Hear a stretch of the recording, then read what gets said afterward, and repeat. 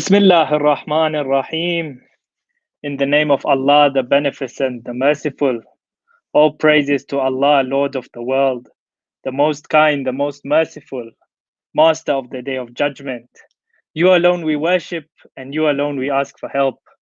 Guide us on the straight path, the path of those whom you're pleased with, and not the path of those whom you're angry with, and nor of those who have gone astray. Salamun alaykum wa rahmatullahi wa barakatuh.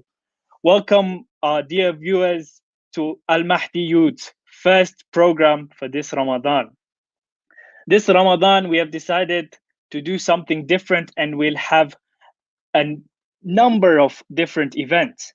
The first event today, we will start off with a reflection on Dua Kumayl, and then the topic and the discussion for today is called A Healthy Ramadan. In this Ramadan, we will have a number of different hosts. I will be one of them. My brother Irfan will be another one.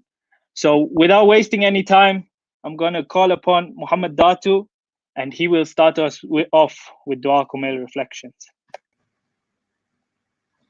Assalamu alaikum wa rahmatullah. Wa alaikum assalam. How are you keeping? Alhamdulillah, how are you? Alhamdulillah, alhamdulillah. Shahr Ramadan Mubarak. Shahr Ramadan Mubarak, Habibi. So inshallah, firstly, thank you very much for honoring me on the Mahdi Youth today. And inshallah, you go from strength to strength. I remember last year doing a similar program at a similar time. So it's lovely to see how quickly 1 year's gone past. And inshallah, we can carry on doing this great work. Inshallah. Thank you, Habibi, for joining us. It's an honor for us to have you. I will just talk for a couple of minutes on Dua Kumayl and then read a few passages highlighting some of the important parts midway about what Imam and what Nabi Khidr is talking about. As we know, this was the dua that Khidr first recited, the Prophet of Allah. It was then taught to Kumayl by Amir al-Mu'mineen. It's a very somber dua. It's a dua which helps a lot of people connect, and it goes into detail about how, firstly, Amir al-Mu'mineen and Nabi Khidr praise Allah subhanahu wa ta'ala greatly, and then it talks about the sins that they have accumulated. Of course, they haven't, but the errors that they feel they may have, and how they've asked Allah for forgiveness, and what sort of things these sins. This is a lesson for us. What sort of things these sins actually stop within our lives. So it's a beautiful dua. And right in the beginning, in Dua Kumayl, we say, Allahumma ghfir li adh-dhunub allati tahtiku al-'isam. Allahumma ghfir li adh-dhunub allati tunzilu an-niqam. And it goes on. It says, Oh Allah, forgive me for the sins which tear apart the safeguards, for the sins which bring down adversities and bala. Forgive me for the sins that stop blessings from coming, Ya Allah. Forgive me for the sins that hold back my supplication. Often we wonder why our dua is not being accepted. The sins that we commit are a barrier between us and our dua being accepted with Allah. So we ask Allah to forgive us for these sins that hold back our supplication, that dash all of our hopes. Oh Allah, forgive us for the sins that bring about tribulation and trials. Oh Allah, forgive every sin that I have committed. And after we've asked Allah for forgiveness, then we say, Allahumma inni ataqarrabu ilayk. Ya Allah, now I seek nearness to you. Now that I have sincerely sought for forgiveness, now I ask you to bring me closer to you, because that's what Allah would love, for us to be as close to Him as possible. And we call out Allah. Bismillahir Rahmanir Rahim. Allahumma salli ala Muhammadin wa ali Muhammad. اللهم اغفر لي الذنوب التي تهتك العصم. اللهم اغفر لي الذنوب التي تنزل النقم. اللهم اغفر لي الذنوب التي تغير النعم. اللهم اغفر لي الذنوب التي تحبس الدعاء. اللهم اغفر لي الذنوب التي تنزل البلاء. اللهم اغفر لي كل ذنب أذنبته وكل خطيئة أخطأتها.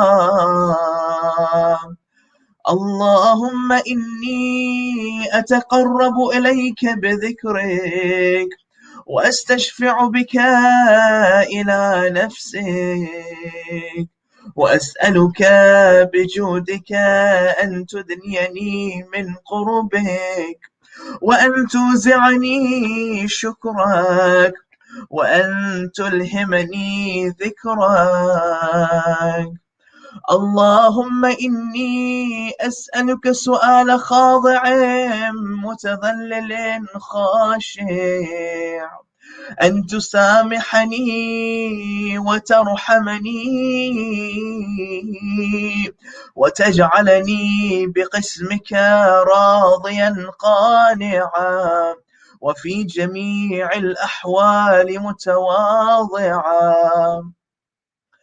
اللهم وأسألك سؤال من اشتدت فاقته وأنزل بك عند الشدائد حاجته وعظم فيما عندك رغبته.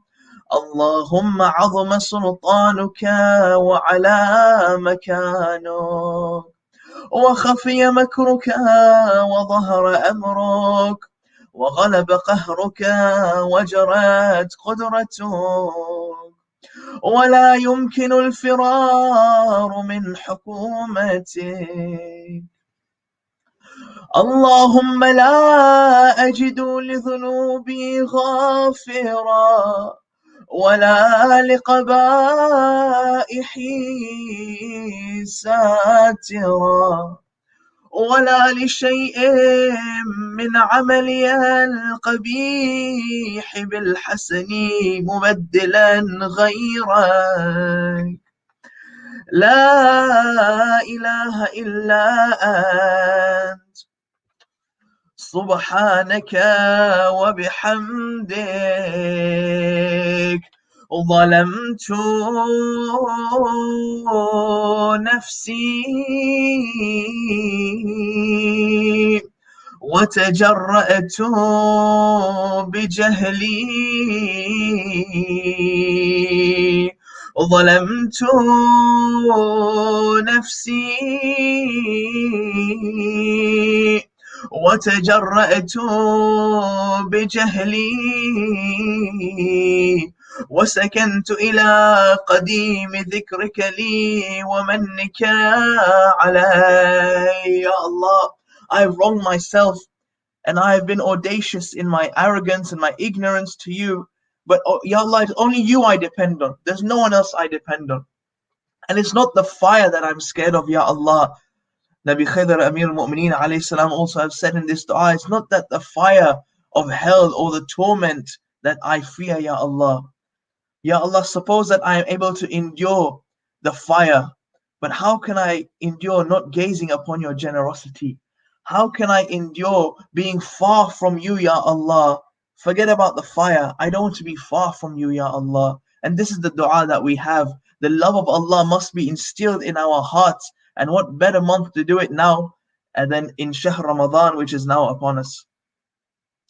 فهبني يا إلهي وسيدي ومولاي وربي صبرت على عذابك فكيف أصبر على فراقك وهبني صبرت على حر نارك فكيف أصبر عن النظر إلى كرامتك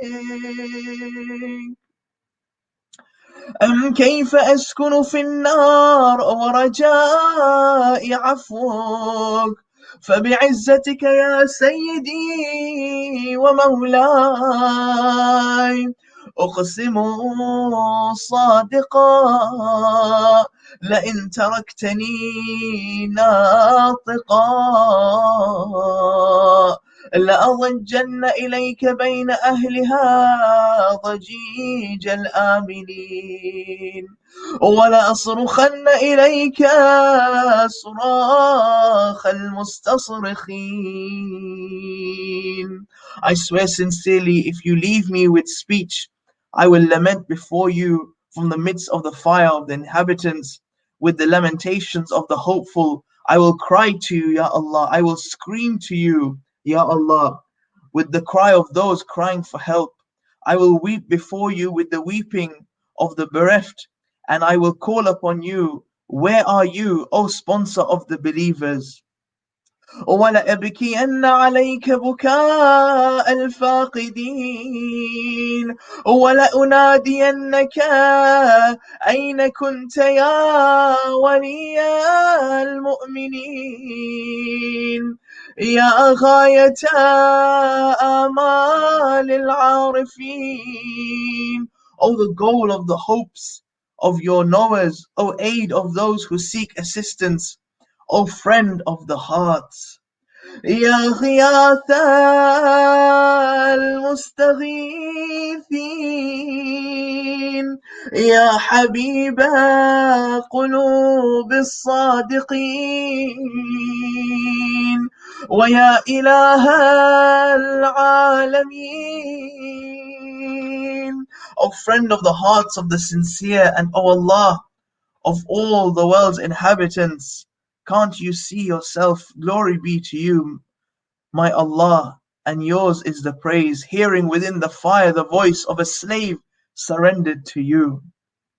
أفتراك سبحانك يا إلهي وبحمدك تسمع فيها صوت عبد مسلم سجن فيها بمخالفته وذاق طعم عذابها بمعصيته وحبس بين أطباقها بجرمه وجريرته وهو يضج إليك ضجيج مؤمل لرحمتك ويناديك بلسان أهل توحيدك ويتوسل إليك بربوبيتك. Ya Allah, we start this journey towards you in the month of Shahr Ramadan, and we ask you that in the beginning of this month, Ya Allah, forgive our sins, overlook our sins, so that in this month we can get closer to you, so that we can fast a true fast, and we can pray a prayer which is a true prayer, which is sincere, which will bring us closer to you, Ya Allah, and which will allow our hearts to open and to accept the mercy and the barakah and the rahmah that flows down in this month. Allow us to love you the way that we should be loved. The way that you should be loved. Let us call out to our beloved Allah. Ya Rabbi, Ya Rabbi, Ya Rab, Ya Rabbi, Ya Rabbi, Ya Rab. أسألك بحقك وقدسك وأعظم صفاتك وأسمائك أن تجعل أوقاتي من الليل والنهار بذكرك معمورا وبخدمتك موصولا وأعمالي عندك مقبولا حتى تكون أعمالي وأورادي كلها وردا واحدا وحالي في خدمتك سرمدا يا سيدي يا من عليه معولي يا من إليه شكوت أحوالي. Ya Allah, when things are going wrong, who do I turn to? Who do I complain to? There is no one else I want to complain to than the most beloved to me, and that is you, Ya Allah. Ya Rabbi, Ya Rabbi, Ya Rab, قو على خدمتك جوارحي واشدد على العزيمة جوانحي وهب لي الجد في خشيتك والدوام في الاتصال بخدمتك حتى أسرح إليك في ميادين السابقين وأسرع إليك في المبارزين وأشتاق إلى قربك في المشتاقين وأدنو منك دنو المخلصين وأخافك مخافة الموقنين واجتمع في جوارك مع المؤمنين. اللهم ومن أرادني بسوء فأرد ومن كادني فكد واجعلني من أحسن عبيدك نصيبا عندك وأقربهم منزلة منك وأخصهم زلفة لديك فإنه لا ينال ذلك إلا بفضلك وجد لي بجودك واعطف علي بمجدك واحفظني برحمتك واجعل لساني بذكرك لهجا وقلبي بحبك متيما ومن علي بحسن إجابتك وأقلني عثرتي واغفر زلتي فإنك قضيت على عبادك بعبادتك وأمرتهم بدعائك وضمنت لهم الإجابة. Ya Allah, I ask you to allow my tongue to flap with your dhikr and my heart to beat with your remembrance. And now I turn to you. فإليك يا ربي نصبت وجهي وإليك يا ربي مددت يدي فبعزتك استجب لي دعائي وبلغني مناي ولا تقطع من فضلك رجائي واكفني شر الجن والإنس من أعدائي. Ya Allah, I only come to you with my hopes. O He whose pleasure is quickly achieved, forgive him who owns nothing but your supplication. Ya Allah, your remembrance. Ya man ismuhu dawa, your names are remedies for us, and your dhikr, your remembrance is shafa. So purify us internally and externally, our physical bodies and our souls. يا سريع الرضا اغفر لمن لا يملك إلا الدعاء فإنك فعال لما تشاء يا من اسمه دواء وذكره شفاء وطاعته غناء ارحم من رأس ماله الرجاء وسلاحه البكاء يا سابغ النعم يا دافع النقام يا نور المستوحشين في الظلام يا عالما لا يعلم صل على محمد وآل محمد وافعل بي ما أنت أهله وصلى الله على رسوله والأئمة الميامين من آله وسلم تسليما كثيرا. إن الله وملائكته يصلون على النبي يا أيها الذين آمنوا صلوا عليه وسلموا تسليما. اللهم صل على محمد وآل محمد. أحسنت. Jazakallah. Jazakallah. Brother Thank you Muhammad, very much. how are you? Alhamdulillah, how are you? Good to see your fun. Alhamdulillah, good to see you as well. You know, Dua Kumayl talks so much about God being the God of mercy. And I think every line you chose was so beautiful. And I just wanted to add one more, you know. كيف Bismillah. أسكن في النار ورجائي أفوك. I don't know, it's my favorite line when it comes to Dua Kumayl. Because it's telling Allah, how can I remain in the fire when I have hopes of your forgiveness? So definitely Dua Kumayl, as you've shown us, is the nourishment for the soul and for our ears. And insha'Allah, now we're going to talk about the nourishment of the body during this holy month of Ramadan. Inshallah, I'd like to welcome our two guests, Mr. and Mrs. Govinchy from Gains with Govinchy, who will enlighten us on how we should go about a healthy Ramadan, inshallah. The floor is yours, Mr. and Mrs. Govinchy. Assalamu alaikum. Wa alaikum salam wa rahmatullah. How are you guys? All good? Alhamdulillah, yourself? Alhamdulillah. How are you? Alhamdulillah, alhamdulillah. Can't complain. Thank you so much for inviting us onto the show. It's an honor for you to be here. How's your Ramadan? Alhamdulillah. It's going good. With your tips, maybe it will go better. Inshallah, inshallah. So yeah, ask away. How can we help?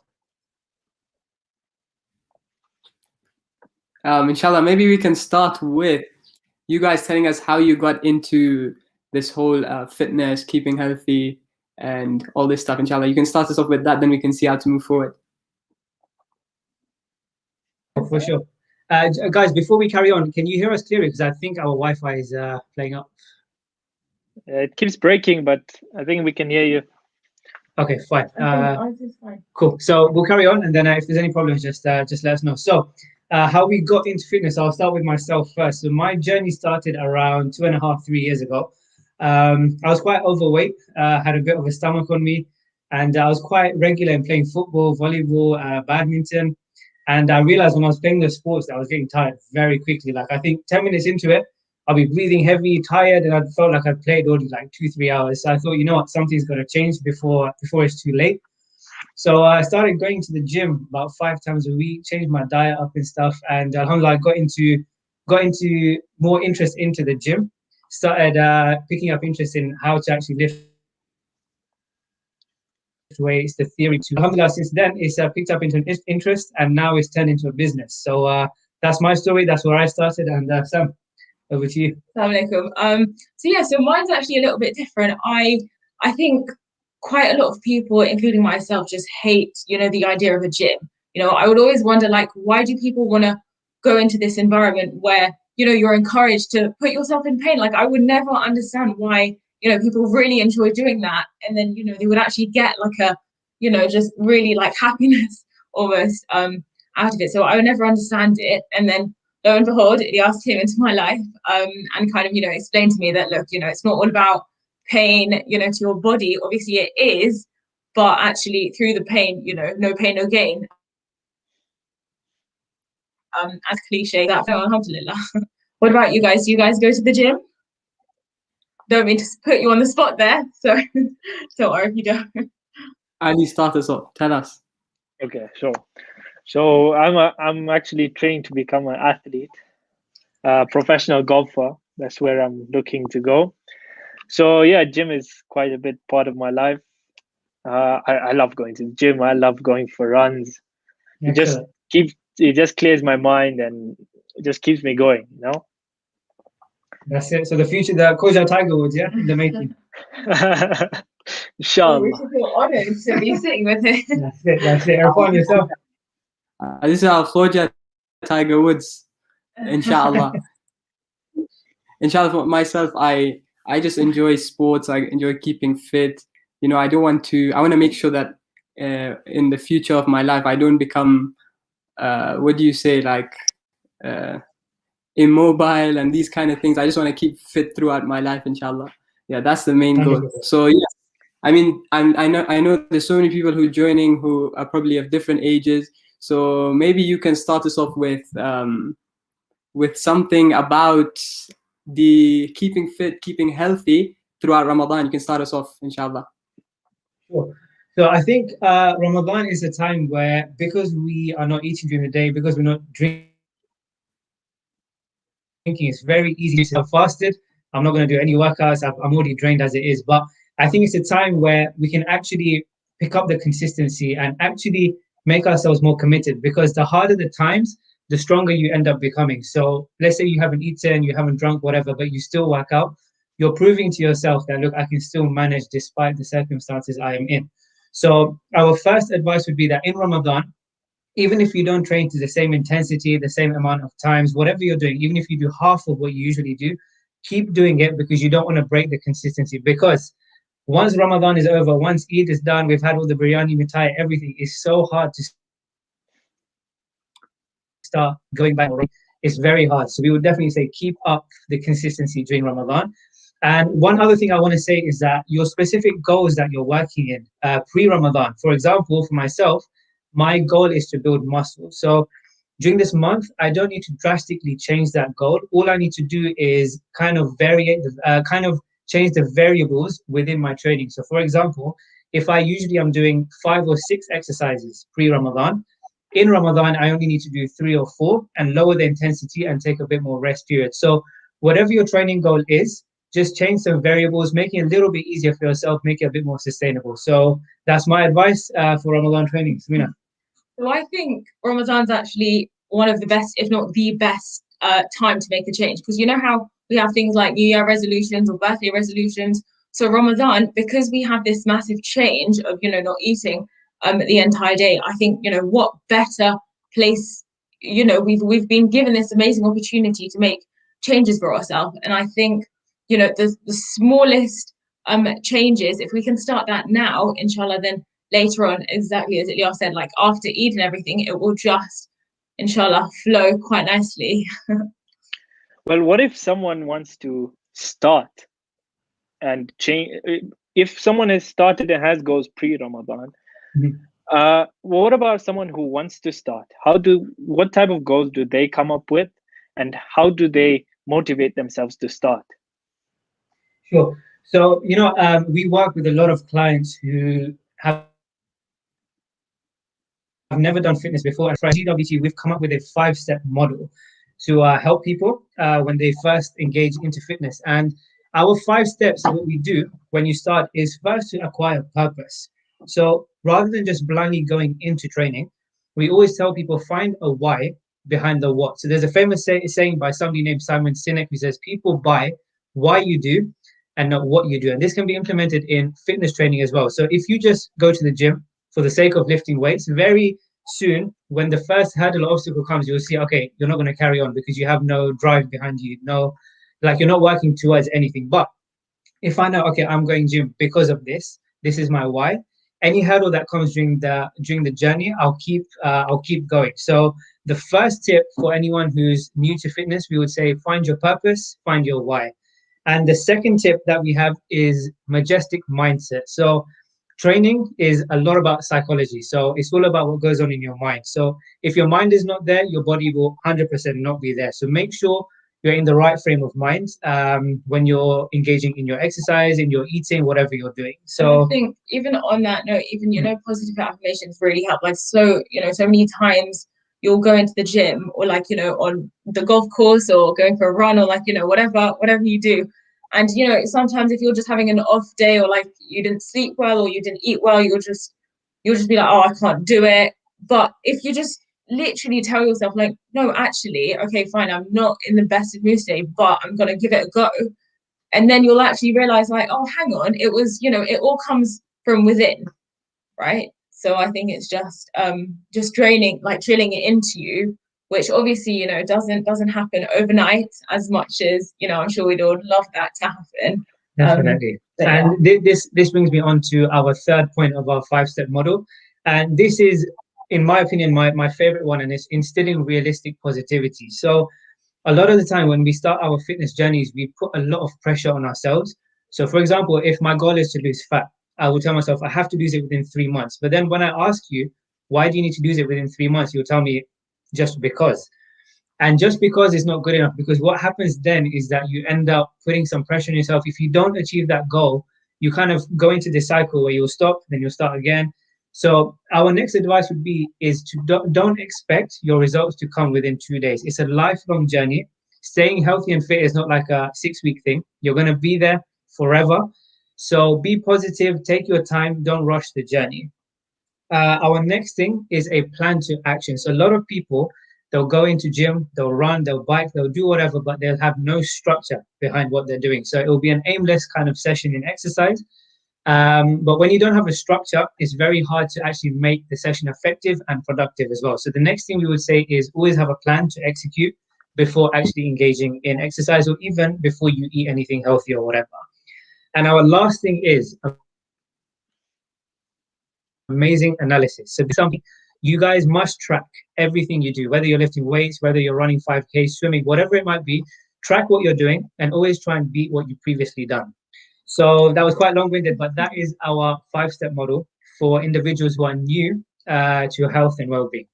So by saying that, it just brought a quote into my mind, and this quote is by Joyce DiDonato, and she said, "One of the greatest gifts you can give yourself right here, right now, in this single, solitary, monumental moment in your life, is to decide without apology to commit to the journey and not the outcome." So when you just said that it's all about the journey, that quote just hit me straight away. 100%, and that resonates quite well with us. So it's all about enjoying the journey. Don't pressurize yourselves. Just so everyone can keep this in mind when they engage in health and fitness. Coming back to the point of instilling realistic positivity, a lot of the time, and it's a common goal amongst Khojas to lose fat. What we'll do is we'll say we can't eat chocolates anymore. We can't have fizzy drinks, fast food, kichro, saag, whatever it might be, samosas, biryani, the lot. They will say, okay, this is no longer allowed in our journey.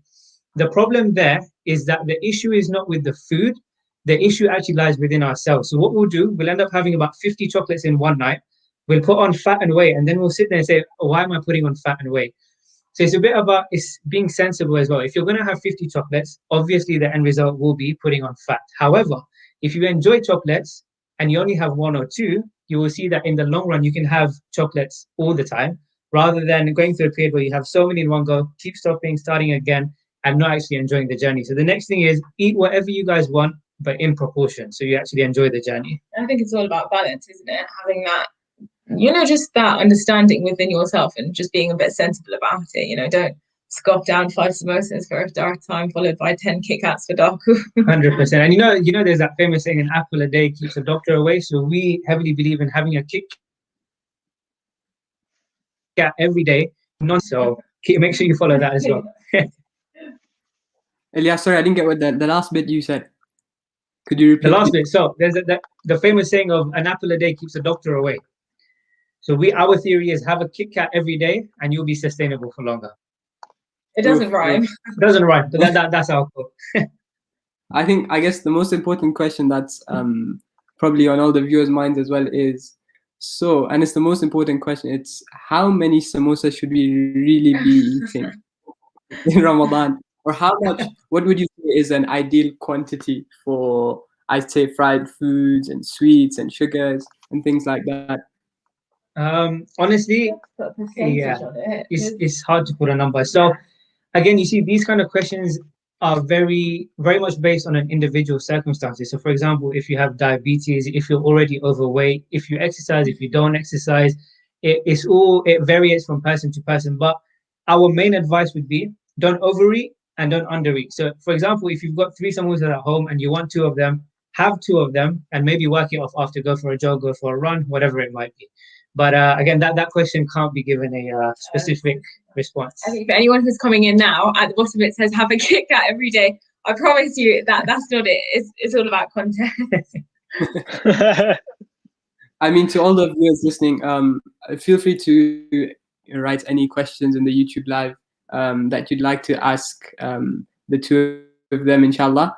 And on that note, another question I'd like to ask is, how important is water, being hydrated? So, do you want to answer this one? I think go for it. You've done your research on this. So, water is the best drink we can drink, but again, it's all in proportion. So, drinking too much water is bad for you. Drinking too little water is bad for you. So, make sure to be having at least 2 liters of water a day for an average adult, which is around 8 cups per day. But it's an extremely important drink, and there's a lot of people out there who don't like water for some reason, but it's just a must. You have to be getting your water in.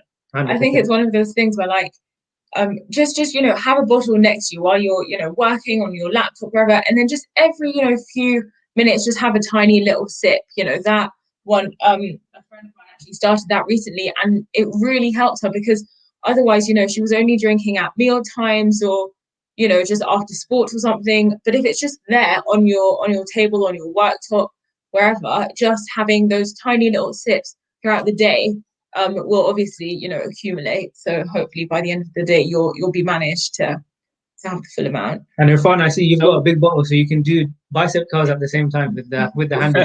2 in 1. Exactly. So a question has come in. Sorry. So a question has come in.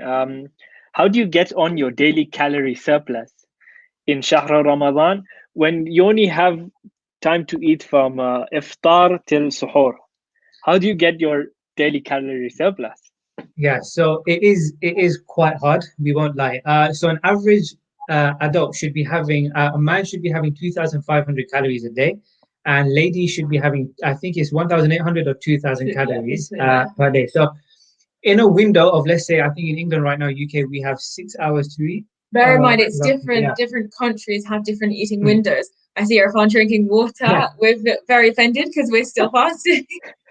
But getting back to the question, the period of time we have, like 6 and 7 hours, it is very hard.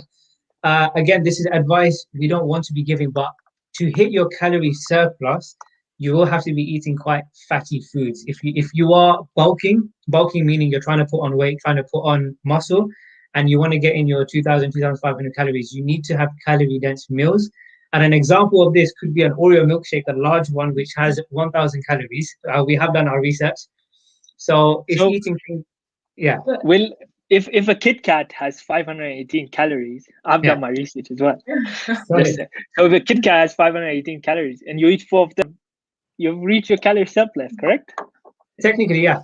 So it's a way to achieve your calorie surplus, but again, you got to realize that the nutritional value behind that is probably not the best.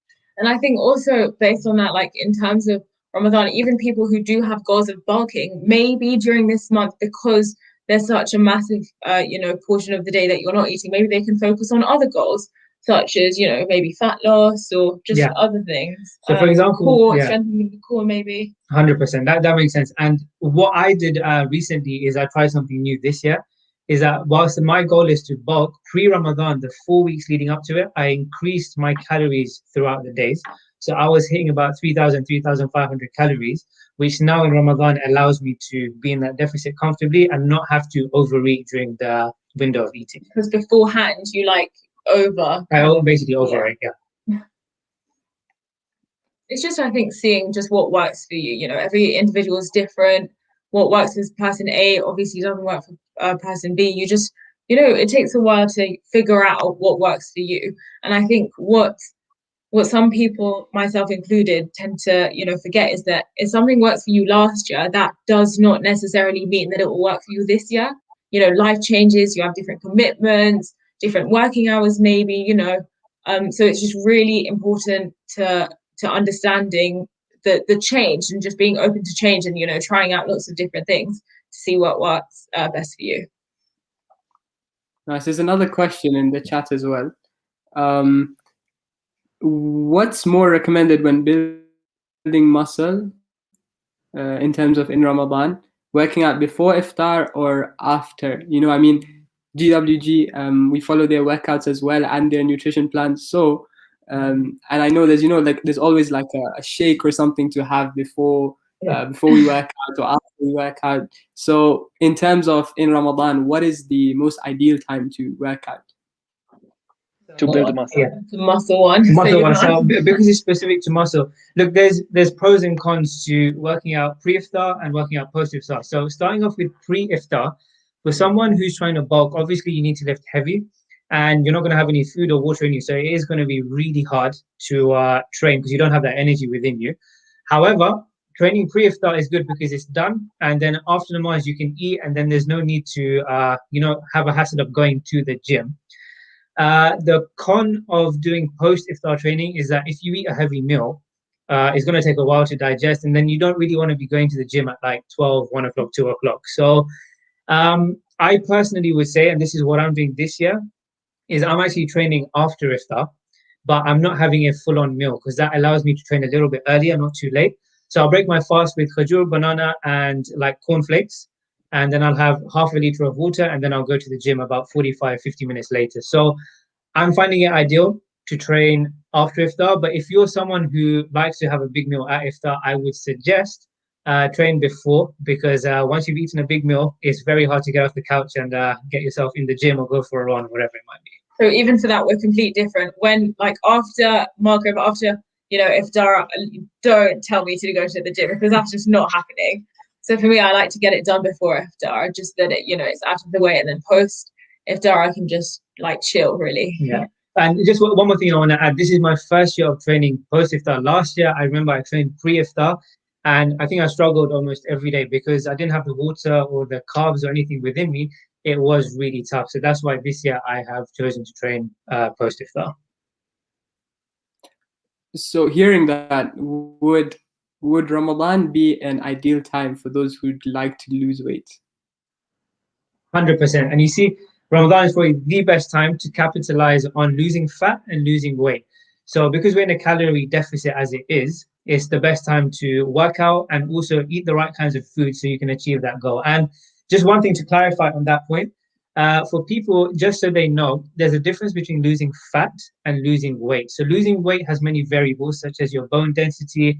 If you're lifting weights, you will tend to put on weight because your muscle mass is actually increasing. So a lot of the time when people come to us and they say, I want to lose weight, and we start our journey, and they'll see, okay, they've gone from 80 kilos to 86 kilos, but they've lost fat. And then they ask us, brother, sister, what's going on? Like, we came to you to lose weight. And we tell them, look, you're losing the fat.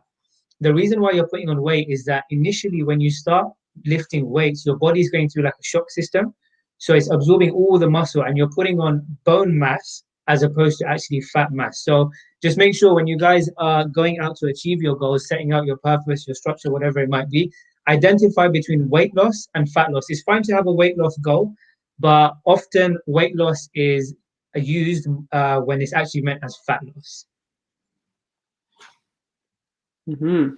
Interesting. I mean, for me, alhamdulillah, I don't have to lose weight. Alhamdulillah, I have to gain it. Yeah, but so with Irfan, if I can say something, Irfan can eat maybe even a goat, but he still won't put on weight. Yeah. How he does that, I have no idea. I think it all comes down to people's metabolism rates, DNA. Genetics.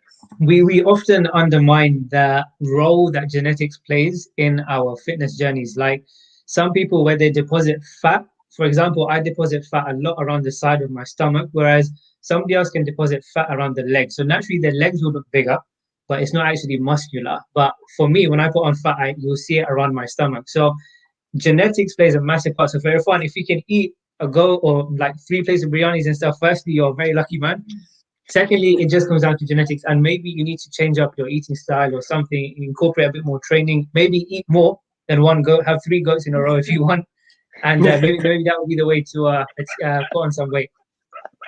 Inshallah, on Eid we shall do a 3 goats, inshallah, for myself. On that note, talking about meat, I know a question. I mean, Islamic point of view, I know there's a lot of talk about, like, how much meat you should be eating, and the frequency you eat it at, talking about the heart, like, it makes the heart harder and things like that, right? So in terms of our meat intake, right, does it really matter if we, let's say if we are vegetarian and if we ate and we're gaining the same amount of calories, what would be, like, I don't know where I'm going to, but do you feel where the direction I'm going in terms of the meat eating in Ramadan especially? True. I see. I know where you're going.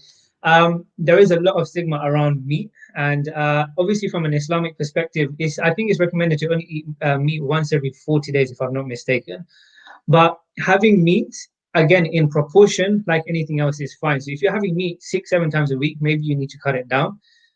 We would advise, we personally, we eat meat only twice a week. The rest of the days are mostly vegetarian dishes. Yeah, fish, yeah, correct. So we normally have fish twice a week, meat once or twice a week, and the rest is all veg dishes. And for those who are solely vegetarian, that's probably even better because plant-based protein is a lot healthier and it's natural as well. So you're not really missing out if you don't eat meat. And for example, if you eat meat a lot and you cut down, it's not that you will lose out on your protein intake or anything. You can still achieve your goals through natural plant-based protein. I think for, you know, sorry, go on. Okay, go on. No, I was just going to say for, you know, people who have quite a lot of meat, whether that's, you know, chicken, whatever, I think if you're having it, you know, 6 or 7 times a week, don't think about it as, oh, you know, you want to cut down to 2 straight away. Just maybe, you know, try one less every fortnight, you know, just small steps so that it doesn't seem, you know, too hard to begin with. Hopefully that can be a little bit more sustainable and a bit more realistic for the mind. And guys, listen, I'm a massive lover of meat and my heart is still soft, so keep eating it. It's not a problem. Wow, a big question, and the answer that you're going to say, I think you better think it before you say. Is having cuisine chicken healthy? You know what? Just because you said cuisine chicken, it is 100% healthy. We can't deny it. On a serious answer to that, I think everything in proportion. Again, if you're gonna have cuisine chicken every day, it's probably not the best thing. But once in a week, once every 2 weeks, it's fine. Everything's fine in proportion. Because you know what? Some people do really insane, like, and intense rather, diets, and you'll see multiple adverts, you know, online which says, oh, you know, buy this whatever gel or some liquid and you'll lose 10 kilos in like a week. And people obviously, you know, who wouldn't want that kind of thing? But that's just, I mean, I know, Ilyas, you go insane when you see those kinds of stuff, don't you? I am like, I get really annoyed and angry when I see those kind of things. There's a lot of people that promote losing fat within like 10 days, 2 weeks, and it's not realistic. Things like fat burning pills, all of this stuff does not work. So anyone who does see adverts of such things, please don't fall for them. Keep it sustainable. And the best way to lose fat is by contacting Gains with Govinchy. That's your route to success. Perfect. They are a quick fix, aren't they? They do, like, it's hard because sometimes, you know, in terms of a quick fix, it potentially might work, but then long term, in fact, if anything, you'll gain even more back on, won't you? Put it like this: if you, for example, like me, I eat 4 or 5 meals a day, and then if I suddenly change my goal to losing fat and I start starving myself, the first 2 weeks I will probably be fine and I'll lose fat. But then after 2 weeks, my body will tell me, hello, you were eating 4 or 5 times a week and now you're eating absolutely nothing. And then at some point I'll crash and then I'll go back to my old habits. So it's all about finding a sustainable routine. These fast fixes are definitely not the one to fall for, and don't invest money into those kind of things. It's that hype, isn't it? There's a phrase, I'm not sure if you guys have it, it's called Sodan or Josh, where it's like, you know, everything seems really exciting at the start, but, you know, within a week, 10 days, couple of weeks, it just kind of fizzles out. And then, you know, your body will be like, hang on, why are you doing this? You love whatever foods that you've been depriving yourself of for the last 10 days. So yeah, it's not sustainable long term. Yeah, definitely. Moderation is important. I mean, in everything. Islamically, we're also told as well, everything you do should be in moderation, right? So I think there's another question on the chat, which is more technical. I guess would require a more technical answer. How to reduce insulin resistance in terms of like, I guess it'd be related to people with high blood sugar and things like that. In terms of through, I guess, eating, exercising, would you guys be able to comment on that? So I think because we are not qualified nutritionists, this is a answer that either a qualified nutritionist or a GP would have to give. So we won't answer that, just so we don't mislead anyone. And just so that someone doesn't put it down in the headline. Yeah. So this is an answer where a qualified person would have to guide you. We don't want to do anything wrong. Yeah. Okay. There's another question. Just quickly on that, Irfan, before we move on, we do have a nutritionist who can help with this, so feel free to get in contact. It's Definitely, good promos. I like how you're throwing your promos inside. Huh? That's it, man. Kimji, you've sorted me out nicely, man. Yes, for the person who asked in the chat, yes, get in touch with Gains with Govinchy on Instagram. I'm sure he'll be 100% ready to help out. Another question that's popped in the chat. I am skipping a few because it looks like an important question as well.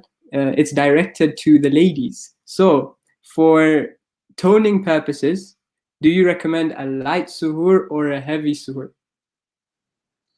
So it depends. Toning, firstly, what part of the body? It's very, specific. Oh, hang on. It depends on the individual. So if possible, if you could maybe message her further so that she can come back, or if she's watching this, please do say a little bit further, so that we can help you a bit more with that. But inshallah, we'll come back to that in a few minutes, hopefully. And just to okay. Sorry, just to add one thing, I think the question was about toning, right? So toning in itself, I think what ladies tend to mean by that is just they don't want to see, fat. Like when they feel it, they kind of want it to be a little bit hard. But toning itself is not a thing. You can't train to tone. What usually happens is that when you shred the fat from your body, you'll start to see a lot more structure. So for example, right now, if my bicep has a lot of fat on it, it will not be toned. But if I lose the fat and I start training my biceps more, I'll have a lot more structure. So it will look what we call toned. But it's not actually a thing. So it's kind of like a domino effect. Like you can do things which in turn will help the toning. Again, for the sister who did ask that, definitely get in touch because it requires a bit more of a specific answer based on the body part you're trying to tone. Yeah, I mean, on that note, is it possible to lose fat from one area specifically, or is it just how your body naturally responds? Sometimes you could lose it from your arms first, and then your stomach, your legs. Is there a way of like specifically targeting an area to lose fat? Losing fat is an overall thing. So, for example, again, this comes back to my previous point about DNA and genetics playing a role. So, for example, for me, because I deposit my fat a lot in my stomach, I will probably lose most fat from my stomach. Whereas, for example, Irfan or Ali, you guys might store your fat mostly in your chest. So when you're trying to lose fat, you'll see, okay, your chest is becoming a lot more shredded. So it's an overall thing. I don't think you can specifically target one thing. And yeah, you will see fat loss in different places according to how your body basically works. And even like, for example, the exercise that you do, like for example, fat loss, you might do something like HIIT. So for that, you might do things like burpees or, mountain climbers. So that you're not targeting a specific body part. For example, a burpee is a full body movement. So yeah, it's hard to focus as much as I'm sure, we'd all love. Yeah. And just to dispel a common myth before we carry on, doing core exercises, so things like sit-ups, planks, all of this will not make you lose fat. It's a common theory where if somebody does 500, 600 sit-ups per day, they're going to end up getting a flat stomach. That's not going to happen. All that does is that it increases your core strength. So it's all well and good having a strong core. It's important for training, running, weightlifting, whatever.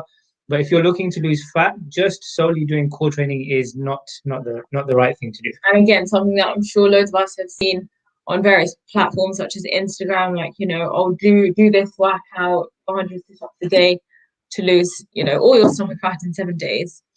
So again, just don't buy into it. Okay, so going back to reading the chat, I'll combine these two questions together. He's asked, how can we maintain muscle mass in Ramadan? And how do we know if you are really healthy? Okay, so that's an interesting second question. In terms of the muscle mass, how to retain muscle, there's a few things. Firstly is to not overtrain. So for example, pre-Ramadan, we can afford to basically train 5-6 times a week because we're also eating and drinking. But in Ramadan, because we're not eating and drinking as much, we need to cut down the intensity so we're not overworking the muscles. Secondly, during the period of iftar to suhoor, just have as much protein as you can to help your muscles recover and grow and build. And yeah, that's basically it. And Ali, just remind me of the second part of the question. So the second part is, how do you know if you're really healthy? And this is for someone who goes to the gym a lot, who's bulking. So how does one know that they're really healthy? Just I think that's a very you answer the question. The person who asked this is actually, I think, one of our friends. He is a gym goer, and he is a very regular, committed guy in the gym. So he is asking because, like his question, he wants to know, like, why is it really him being healthy? You know, gaining and gaining. So I think it's a very subjective answer, because for you to ask how do I know if I'm really healthy, what is your definition of healthy? For example, my definition of healthy is to stay fit, to be able to go for a run, to be able to last when I play a certain sport. But for example, for somebody else, it might be because they work in a tiring job where they're on their feet like 8, 9, 10 hours of the day.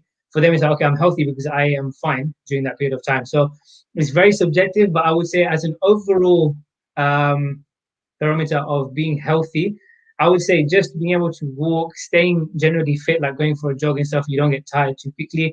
You don't feel lethargic during the day, and you just feel fresh most of the time. That would be a general overall view. Yeah, because for someone who is looking to train a marathon, if they run 10K and if they get tired, then for them they would think that they're so unhealthy.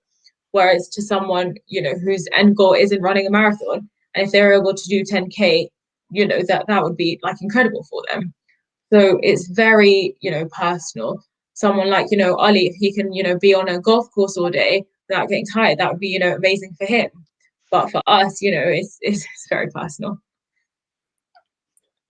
I've got another question as well. This is more diet related and diet specific. It's talking about the keto diet.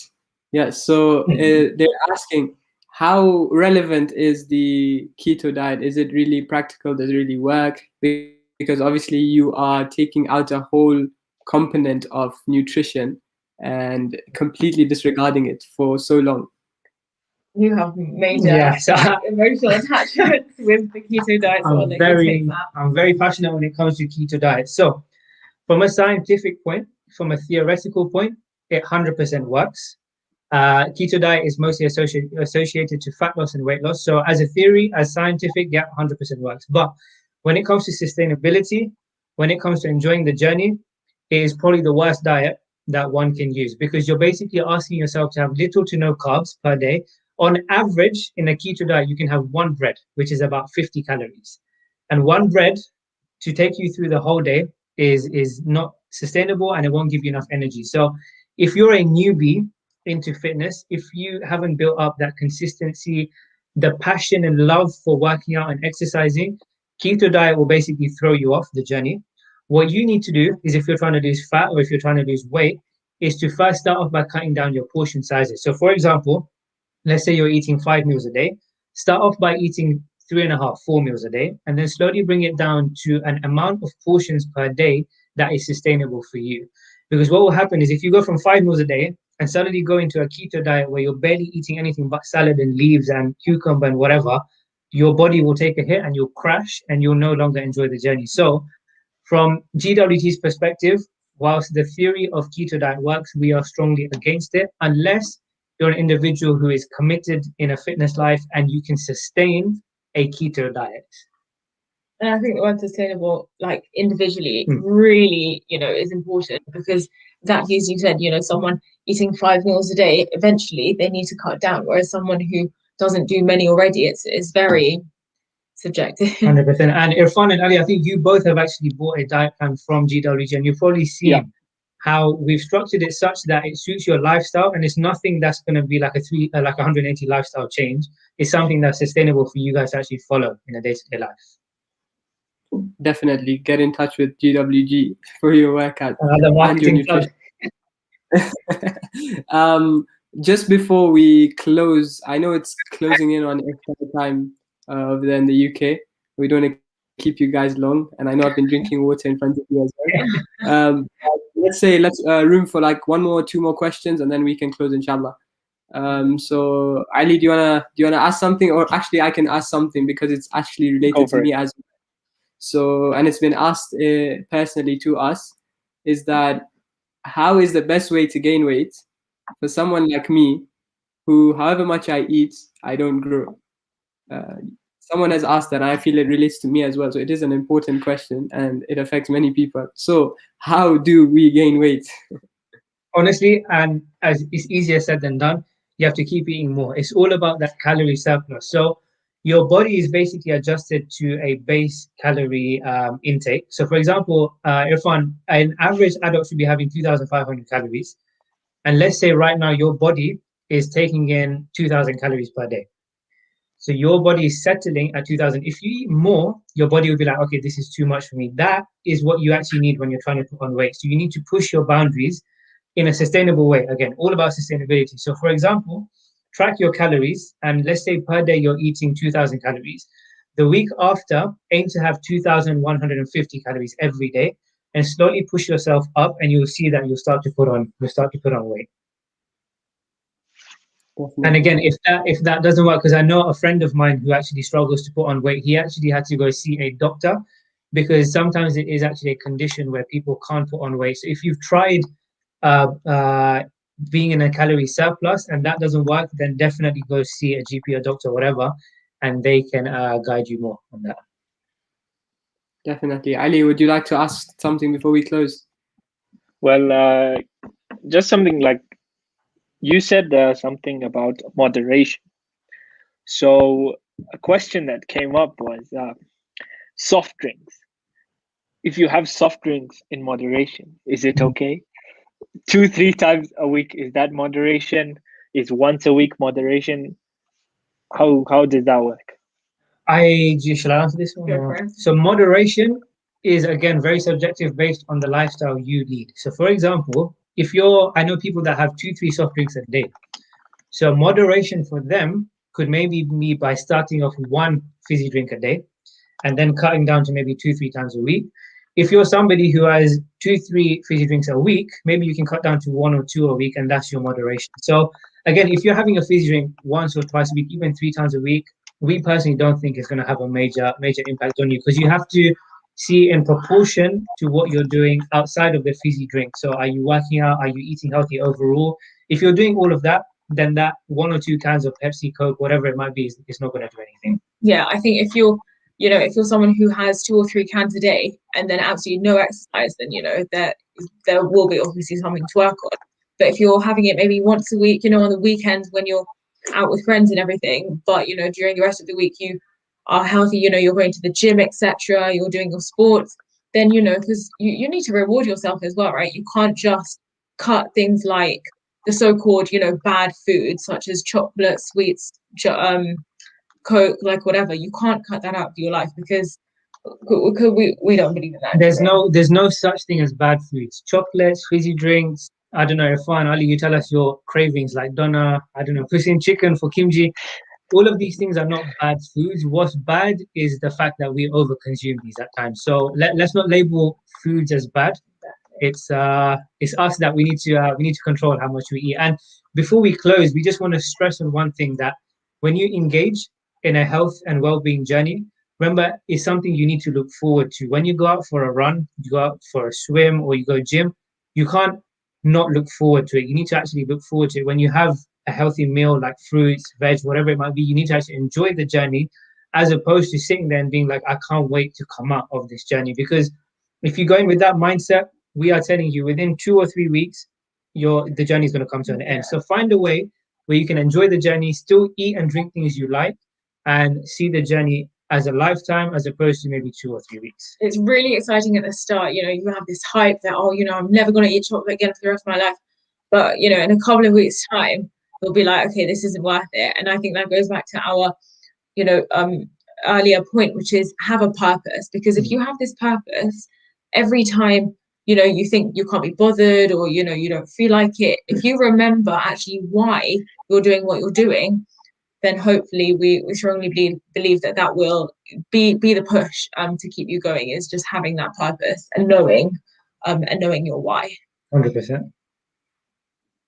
Perfect. That is very helpful. I'm sure to everyone who is listening in, they have gained a few points to see, not only for Ramadan but for our general lives. If I was to summarize everything you said into like one word, it would be sustainability. It's how long you can go for, making sure it's something implemented in your day-to-day lives.